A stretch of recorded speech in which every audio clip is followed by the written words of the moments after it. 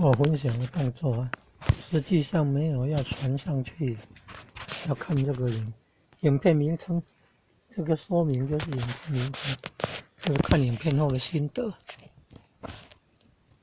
红油精加油膏加清水，搅拌后装入喷壶，可以洗水龙头了。